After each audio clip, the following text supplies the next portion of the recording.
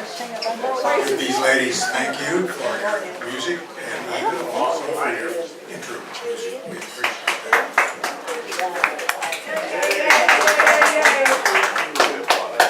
Our greeters this morning, let's see, that looked like Larry and Janine over there, didn't it? Thank you for that. And Laverne? Early. Thank you for the goodies. The cookies were good. And so were the other stuff. Okay, Barb, have we got any visitors this morning? No visitors this morning. Well, no, wait. We do have Karen Curry, but we call her a regular visitor. Actually, she's been here more than 3 times. Oh, she has? You better write her in. We'll write her up. All right, well, we've only got one birthday this week, and she's not here. Who is that? Alice Stevens. Oh, since you were. Yeah. You're sitting in her place. That's okay, I know where she is. Celebrating, we hope. I know. Okay, and for a change, we've got a couple of anniversaries. John and Pat Ryberg.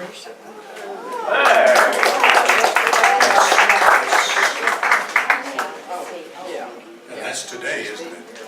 How many, John? And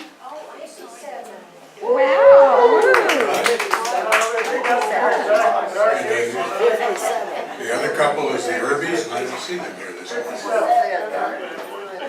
They ought to be out celebrating. Okay, do we have any joys or concerns? Anybody got some word on Mary D? Frank? I have a joy and a concern. Julie's in Norway and she's coming home Tuesday, which that's my joy. My concern is getting the house cleaned up. I was thinking about just opening the windows and taking a leaf blower and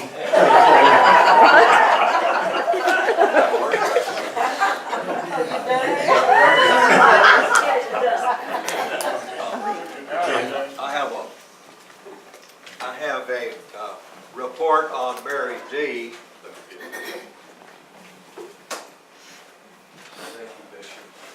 Dixie and I visited Mary D. yesterday morning, and to be very honest, she was complaining of pain. They had given her all the medicine that they could, but there was still pain. Quite frankly, she was very, very confused. She asked me, "Where am I?" And I was told by her son that was due to the medication, probably. But at any rate, to be very honest, she didn't come across very, very good. I mean, not very hopeful. But at any rate, I understand the operation from what her son said was a success. And naturally, we will all pray that Mary D will come back and be with us again. Thank you. It was just the day after the surgery. I found out yesterday that Dick Cluster had fallen in his garage and broke his hip. Who? Dick Cluster. Is it Cluster or Cluster? Dick Vice Richard. Okay. Oh, so, He is in scenic Yes. with rehabilitation. Oh. good, thank you. That was what I was going to say. I ran into Harriet. It happened in Austin, and he had surgery, broken hip, but he's be in the West End for rehab. We're still hurting. Was in scenic. Yeah. Who is that? Harriet told me that she had ordered a hospital bed downstairs in the living room. We can't hear her. Delivered. Hospital bed is to be delivered this week, and so he will be coming home. But he won't be able to manage the stairs, and their bedrooms are all upstairs. So he will be home sometime this week. Okay. Anybody else? You see John's here this morning. Right out of Bushytown as usual.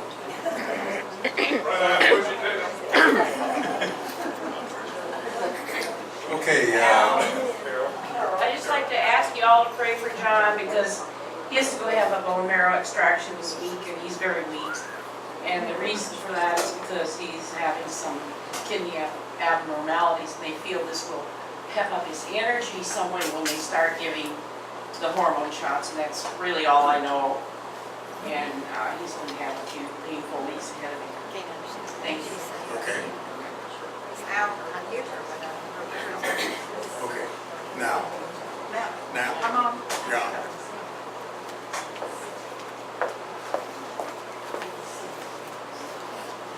Zoe and I have been working hard to try to get the music files straight. That's been a pain. As you know, we try to get these handed out from the folders every week. And it doesn't pertain to all of you, but if you'll make sure that you get your music passed to the front and get all the empty chairs and it's all gathered together so we can put it back. They all have numbered, all of the folders have numbers on them, and they have files. Files are over here, new files. They have to go in one of these hanging files or they slip down. So make sure it goes in there, and try not to drop your coffee on it.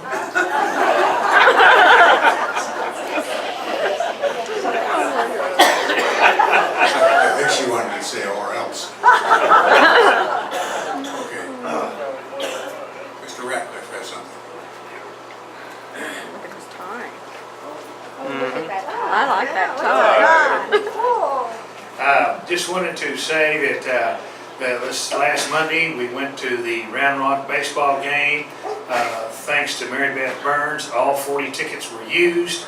And we'll also give a special thanks to the people who drove the cars and made it possible for us. As we know, the church van is inoperable. So thank you all very much for being able to carpool over so that everybody got to go.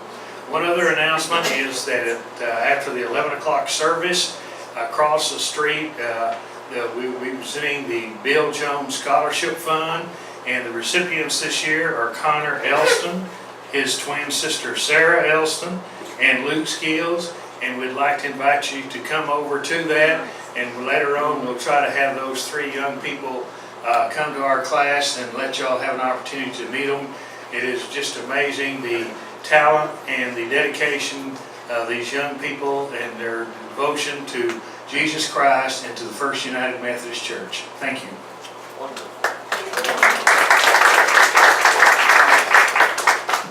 You know, we watched those Skills kids grow up. They were innovative, many things. They turn out pretty good. Ken has a prayer, and then John is going to present a program. Well, it's really good to be back to Sparting and to see all of you again. It really is. And Dixie and I had a wonderful vacation, but coming home was probably the best part of it. Next Sunday, we will begin our summer Sunday school lessons. I will be teaching a lesson based on Matthew 25, 1 through 13. So if you're interested in reading that before the lesson, that would be nice.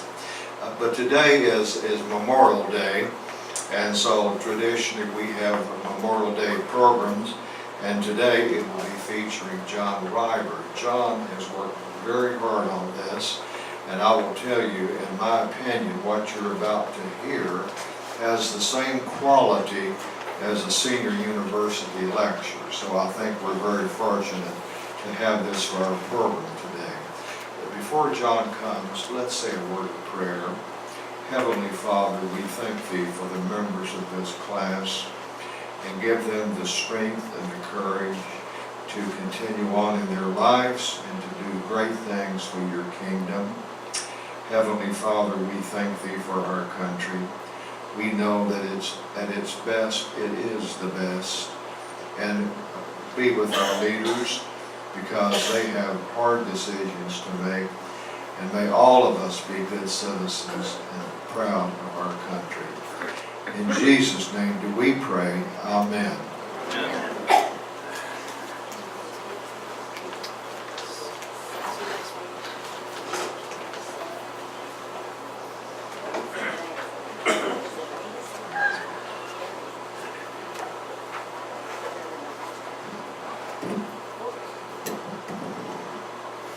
Well, good morning.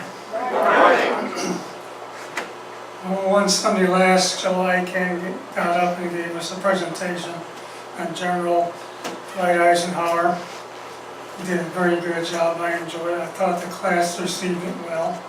And at the end, he said he had in mind that down the road he would give us a presentation on General George Marshall.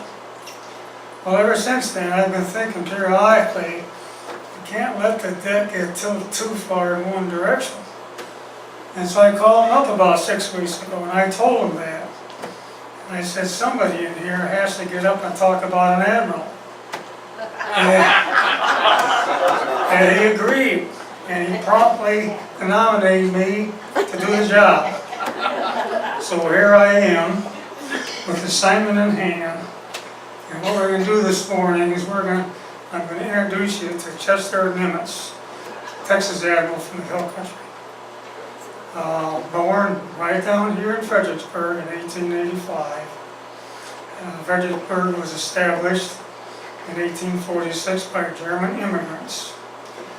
And the Nimitz family stretches all the way back to Germany, all the way back to the historical times. The town was named Fredericksburg in honor of Frederick the Great. He was a Prussian king in the 1740 to 1786 time frame. He was a warrior king. Won a lot of battles, claimed a lot of land. And Nimitz's forebears go back to his time, and some people even think go back to the Crusades, the time of the Crusades. Well, Grandpa Nimitz was also born in Germany, came to Fredericksburg, and he was not an army man, he was a seafarer. He was, we'll say, a German merchant marine person. And he would talk to young Nimitz about the sea, and the sea being a difficult taskmaster. If you're on the sea, you needed to learn about the sea and be able to understand and function within it. He also built the first hotel in Fredericksburg. And being a seafarer, well, the frontage of the hotel was sort of like a bow frontage of a ship, including the second deck, the bridge works, if you will. And that hotel, to a degree, is still there. It now serves as the frontage, the entryway to the Nimitz Museum of the Pacific. Now, this is the only museum in the United States, and maybe in the world, where it is strictly devoted to the Pacific War. Patty and I have watched the facility grow since the late 1970s to what it is today. It's a sprawling complex with exhibits and demonstrations and performances blocks away. It's also a training session, if you will, a teaching session. In 2016, something like over 80,000 high school and grade school kids came there for visitations and learnings. If you know little or nothing about the Pacific War, you want to get your feet wet, that's a good place to go. I think the adult tickets now are $20 a piece, but you got 48 hours. Yeah, you know, you can consume 2 days there if that's what you want to do. Right across the street, down going west about good McElroy tee shot, is the house that Nimitz was born in and raised in his early years. His biological father passed away before he was born. So about 5 years later, his mother married his biological father's younger brother. And they would move to Kerrville. So in his early years, he grew up in Kerrville, and stepdad would build a hotel down there. And his name was got older and older, but he would help stepdad operate, maintain, and run that hotel, including being a night clerk. They didn't have much money, so the problem would be coming up is how to continue the education. Nimitz wanted to go in the Army, he wanted to go to West Point. In 1898, with the Spanish-American War, and Teddy Roosevelt and his Rough Riders charging up San Juan Hill. All that excited all kinds of Texas youth. And there were no openings for years ahead at West Point. So his sponsor said, hey, there are openings at Annapolis. You want to go? Well, sure, he wanted to go. That was a way to get a paid education. So he studied hard for about 3 months, passed the entrance exams, and went up to Annapolis before he'd even graduated from high school, even finished his high school education. It was the class of 1905, strong in mathematics, design and physical exercise course for the midshipmen. Finished 7th in a class of 114, so he's no dummy. Back in those days, when you graduated from Annapolis, you didn't get your commission right away. You put 2 years in, out in the fleet, where they were checking you out to see just really how good you were, whether you deserved a commission. So he got his ensign's commission in 1907. He got a ship command, an old gunboat. I do not even want to try to describe to you what a gunboat is.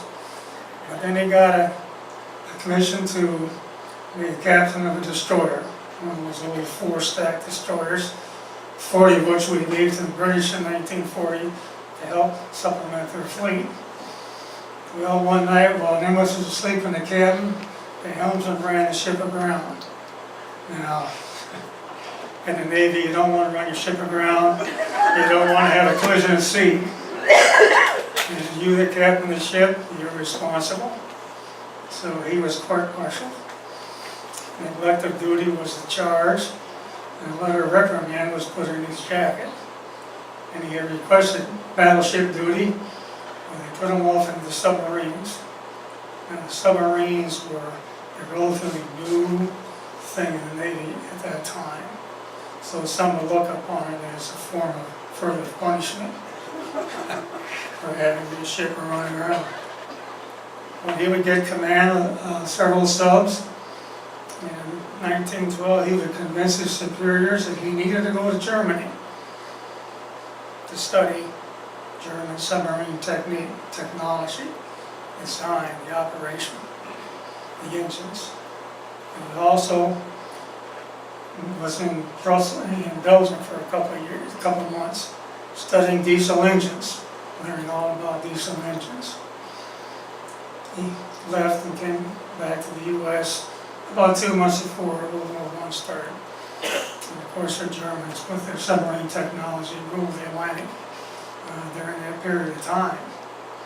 He was assigned to a naval shipyard where he designed and had built the first diesel engine for the Navy.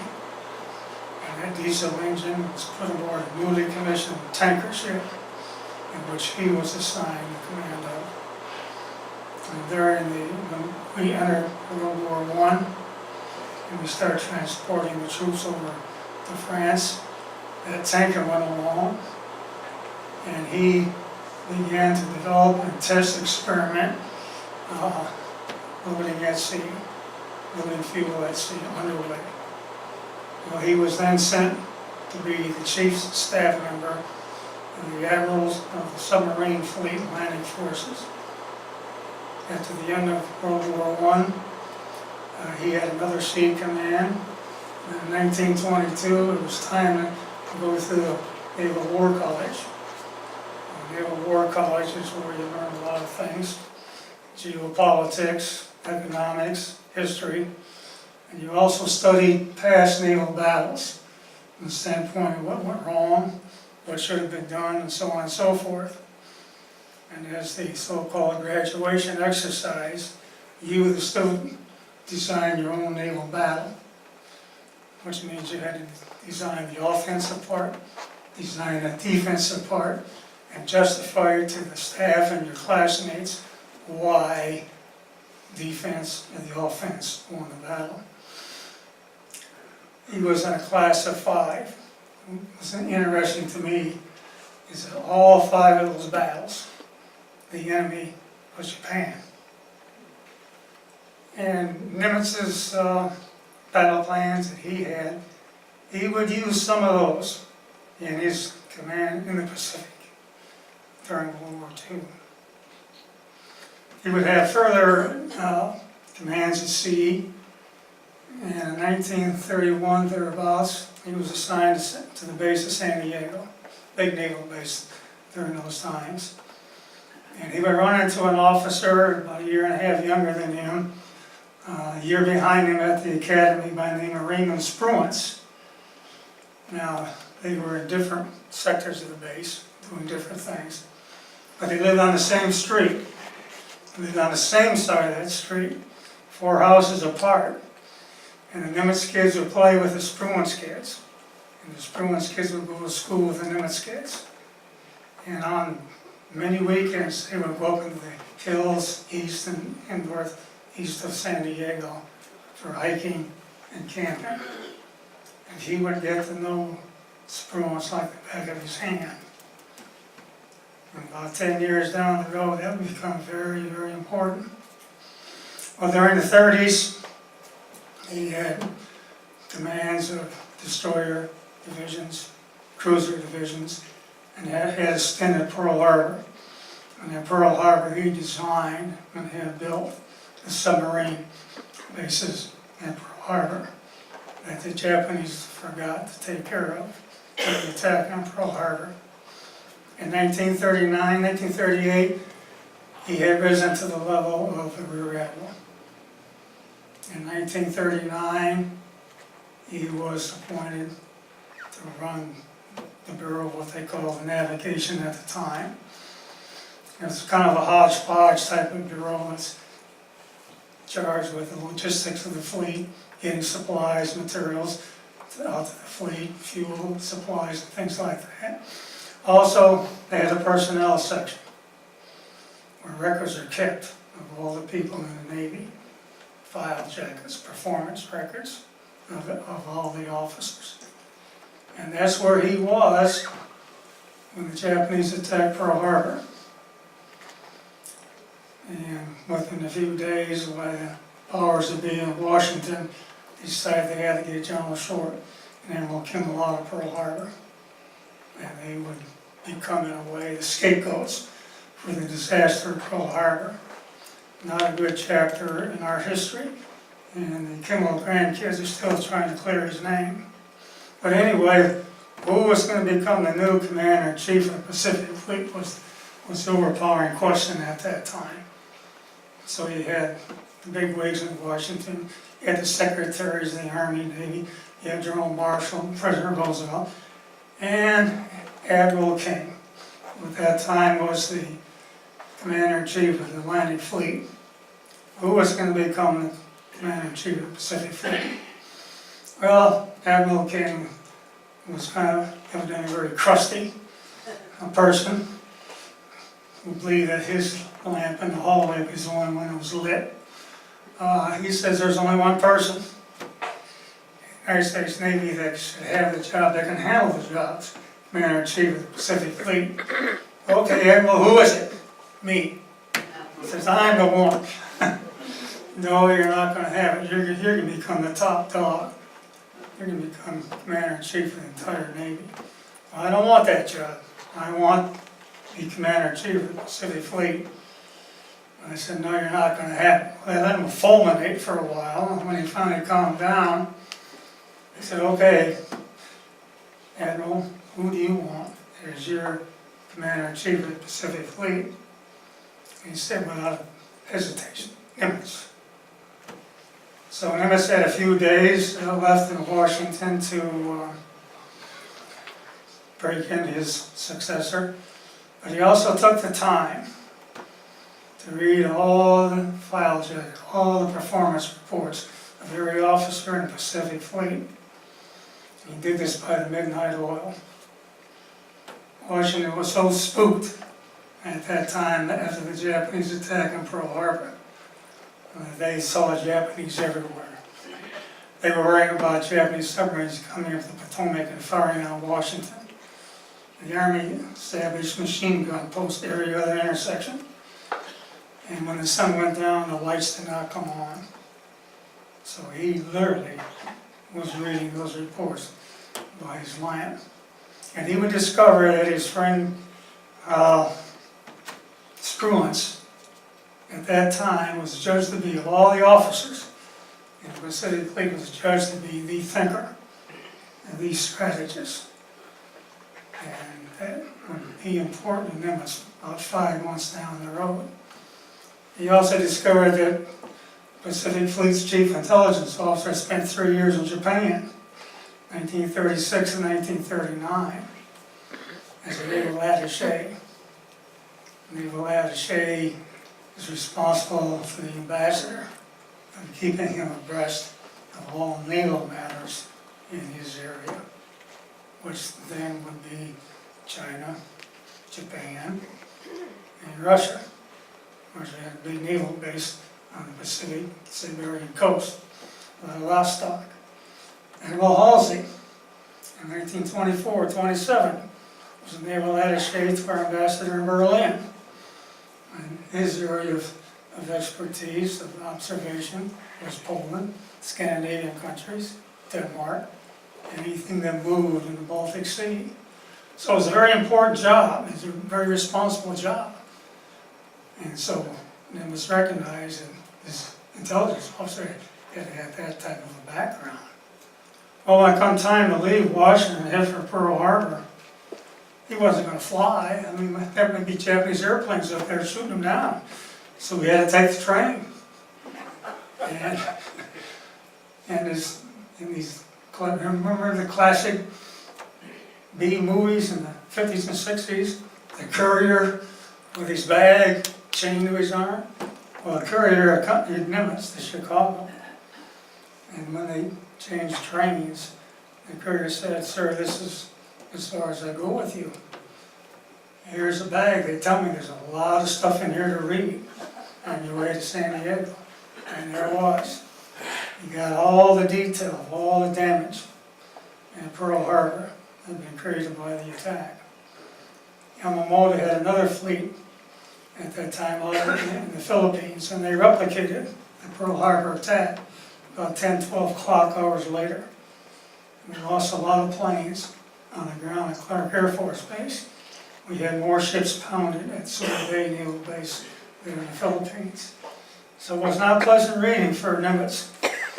He had to realize he did not have much of a fleet to command.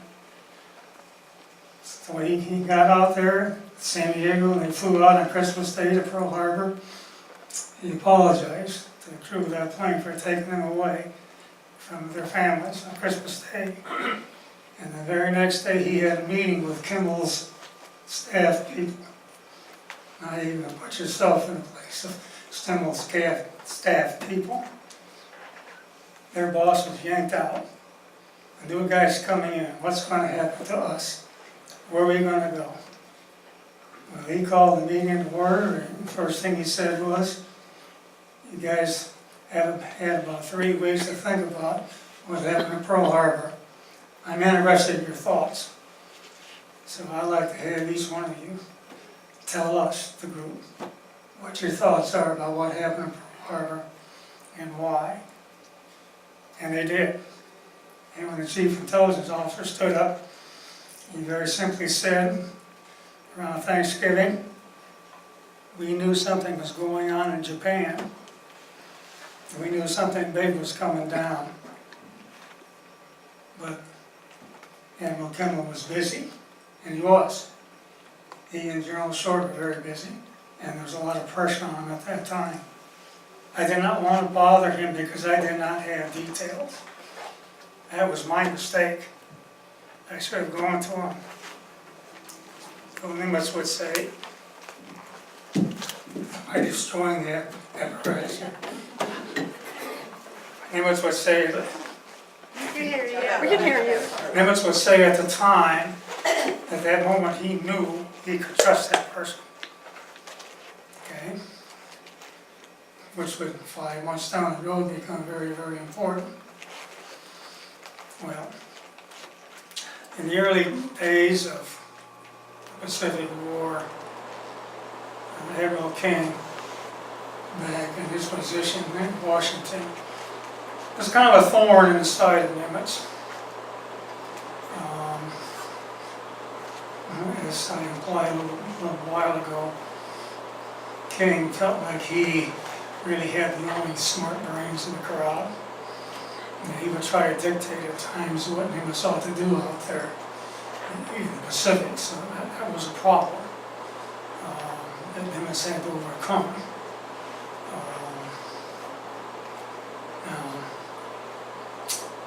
Nimitz, in my mind, was a people person.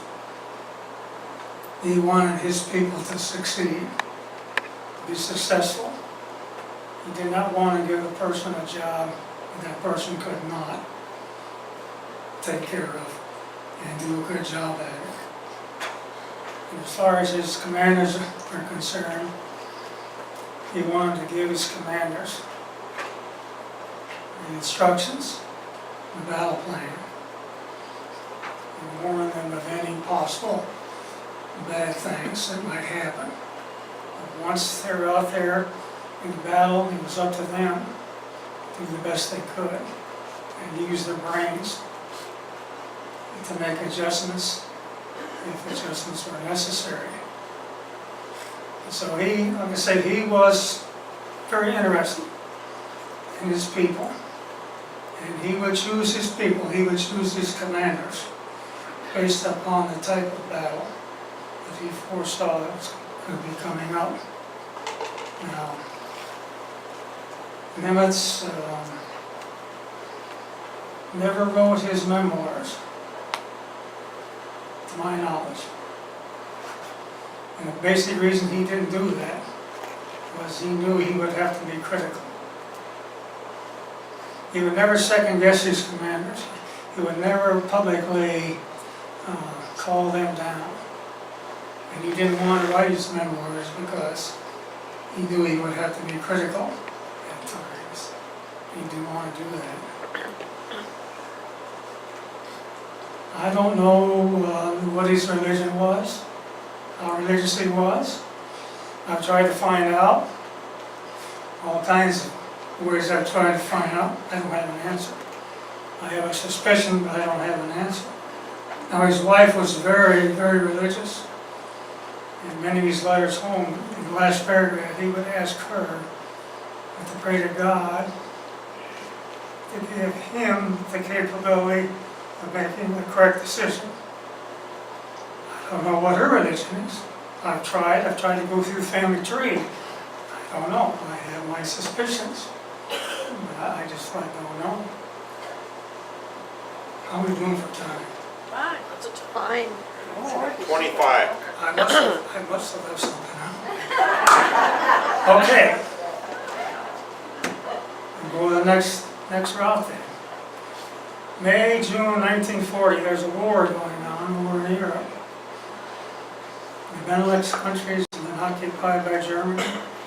And Rommel division, Panzer divisions are steaming through France at the unheard of speed of 60 to 70 miles a day.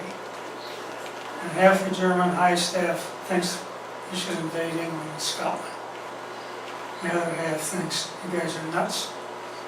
You're going to have that capability now, plus we would have to establish air superiority.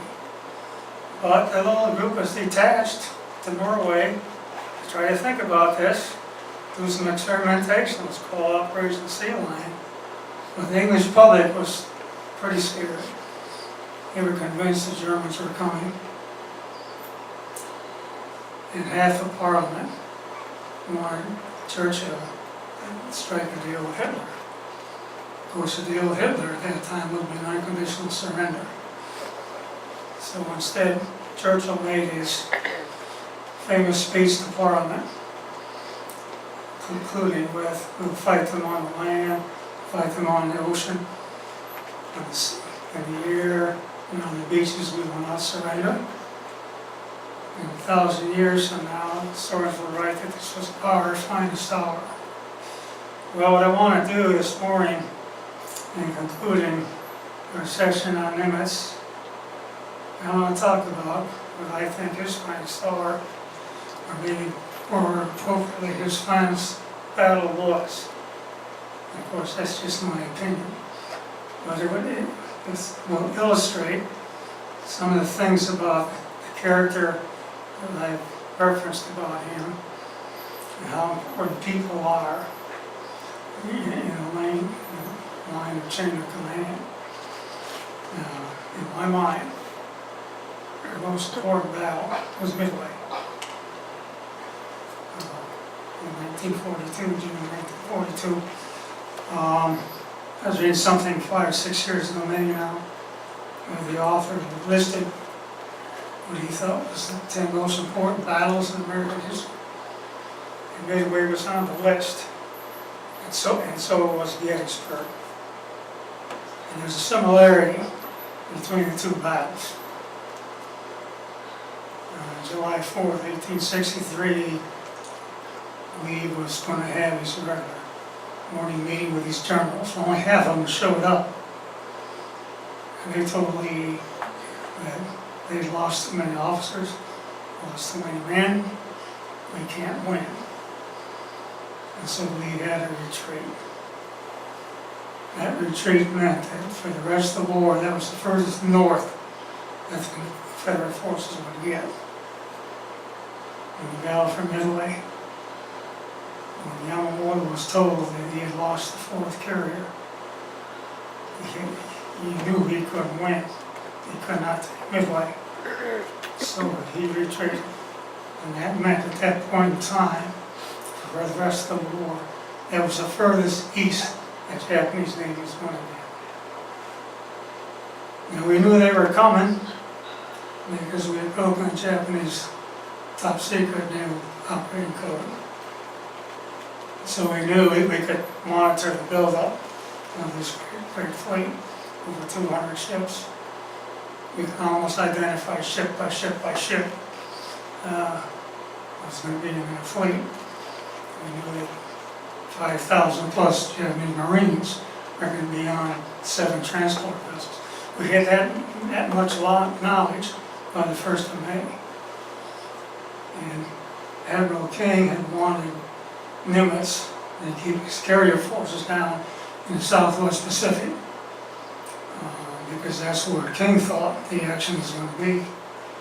Nimitz wanted to bring those carriers up north because according to his intelligence group, that was going to be the next big move of the Japanese fleet was across the Central Pacific.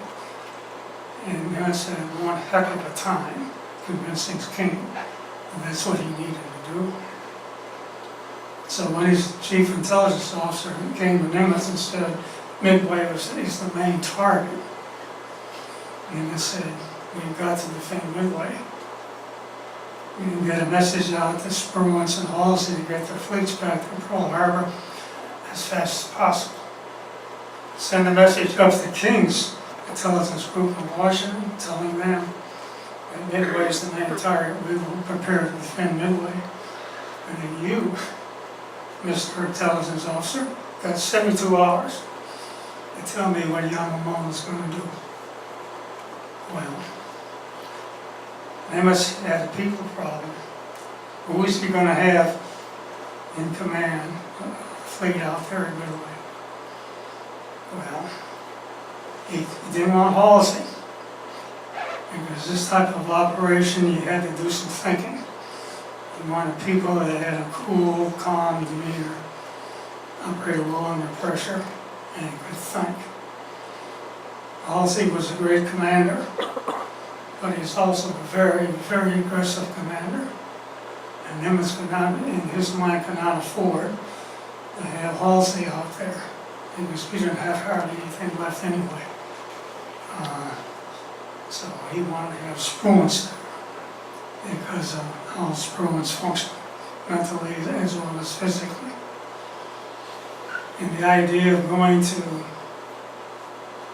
defend Midway, Nimitz was sticking his neck out. I mean, he really was sticking his neck out because defend Midway with what? We had got down to Pearl Harbor. and other pounding in Swimming Bay. We lost ships in January and February down in what's called now Indonesian waters. We lost one of our large attack carriers in the Battle of Coral Sea. And we must knew that the Georgetown had been damaged. Our other large attack carrier, the Saratoga, was in San Diego getting repaired. We'd taken 2 Japanese torpedoes earlier. So he didn't have a whole lot. So he had to play it very close to the vest. He had to play it cautiously. He could not afford really to take chances. And so when Halsey showed up, getting his fleet back to Pearl Harbor, the medical people took one look at him and threw him in the hospital. Because he had lost about 25 pounds, he was sleep deprived, and he had a skin condition. And reading about his skin condition reminded me of my mother in her last 14 years of her life. Bad case of shingles, bad case of shingles. And so Nimitz visited Halsey in the hospital and told him that I can't have you out there. Of course, Halsey protested. He wanted to be out there big time. And Nimitz told him, he said, physically, you won't be able to handle it. It'll be more than you can handle. Now, who shall I replace you with? And right away, Halsey said Spruance. So Spruance would be on Halsey's carrier, the Enterprise. Now his next problem is, who's going to command the task force going to Midway? He wanted Admiral Fletcher to do it. Fletcher was a cautious type of contract commander. Admiral King, up at top levels, did not want Fletcher to be the commander going to Midway, because he didn't think Fletcher was aggressive enough. Plus he was peeved at Fletcher for letting the carrier Enterprise go down in the Coral Sea. Never forgave Fletcher for that. So, the Nimitz wanted him, and so he called Fletcher in and said, hey, I've got to have the commander leading the task force going to Midway. What do you think we ought to have? Well, of course, Fletcher's going to nominate himself. Why not? Well, Nimitz told him, well, King doesn't really want you out there. Are you sure you want to be there? Oh, yeah. Well, write me a letter. Tell me why you want to be the commander of the task force going to Midway. Tell me why you think you should be the commander of the task force going to Midway. You know, explain your case to me. Have it on my desk in the morning. He did. Nimitz read the letter and said, you're my commander. Sent a copy of that letter with Nimitz's notation to King. Admiral Fletcher's my task force commander. So now he had to go one more. He has one more carrier spot that he has to fill. He's running out of people. But he spots Captain Mitzner, Mark Mitzner. This guy was one of the naval aviation pioneers. He was a pilot. He knew about carriers. And so he was assigned to the carrier Hornet. And that made up his team. In other words, he knew his people. He knew their capabilities. He knew how they would react. And so he had his people in place. And he would walk Spruance and Mitzner down the docks, going to their carriers, as they were getting ready to get their Midway, and tell them, don't do anything stupid. Keep in mind what the battle plan is. The battle plan essentially was one of an ambush. That's what it really boils down to. An ambush the Japanese fleet. And don't take any chances, don't do anything rash unless you are convinced in your mind that you will inflict far more damage on them than they can possibly inflict on you. And Nimitz would not micromanage his commanders. From his standpoint, they had the battle plan. They knew what the stakes were. Do your best you can, and if you have to make adjustments, make them. And so, They were very successful. Japanese Navy. It was not the lethal blow, but it was a very, very devastating blow, which they never recovered from when you really get down to it. I read a statement that that was the first major defeat the Japanese Navy had suffered in 350 years, a long period of time. I guess in wrapping it up, Nimitz is the right person, at the right place, at the right time. Are there any questions or comments? I assume he could speak German? Yes, oh yes. Oh yes, he could. Yeah, he's applying to go to Germany, spend a couple of years over there, and get into engineering type of details on engines and stuff like that. Yeah. Yeah, Lori. Wasn't Admiral Nimitz at the Japanese surrender? Oh, yes. I didn't quite like the way MacArthur handled it. Oh, that's what I had left out telling you guys. I gotta tell you this. This is important. Also in that pouch, on their train ride to San Diego, he discovered that not only was he going out there as Commander-in-Chief of the Pacific Fleet, he was going out there as Commander-in-Chief of all Allied Forces, Pacific Theater. Now you got MacArthur in the Philippines, direct line to Washington. Now, organizational chart, MacArthur now has to go through that Navy guy, who's 5 years younger than he, wasn't on the front lines of France in World War I. How humiliating. And then in the Philippines, about March of 1942, Washington realized it was a lost cause. And President Roosevelt directed MacArthur to get out of there and get to Australia. And so we have MacArthur's miracle escape out of the Philippines. Well, in my book, he was more the protected hand of God. Because there were several times where Japanese fleets had him dead to rights. Couldn't get him. He gets to Australia, right away he petitions President Roosevelt that he should be the Supreme Commander of the Pacific. That he should have the Army, Air Force, Navy, Marines, and anything that breathed and motivated itself under his command. Well, Roosevelt's kind of leery of MacArthur by this time anyway. He thought the Republicans were going to have him as their candidate in 1944. So he wasn't going to let Roosevelt he wasn't going to let MacArthur get too much of a appearance of greatness. Also, 6 or 7 Republican senators were pro-Navy, and they were not going to let MacArthur get his hands on the Navy. No way.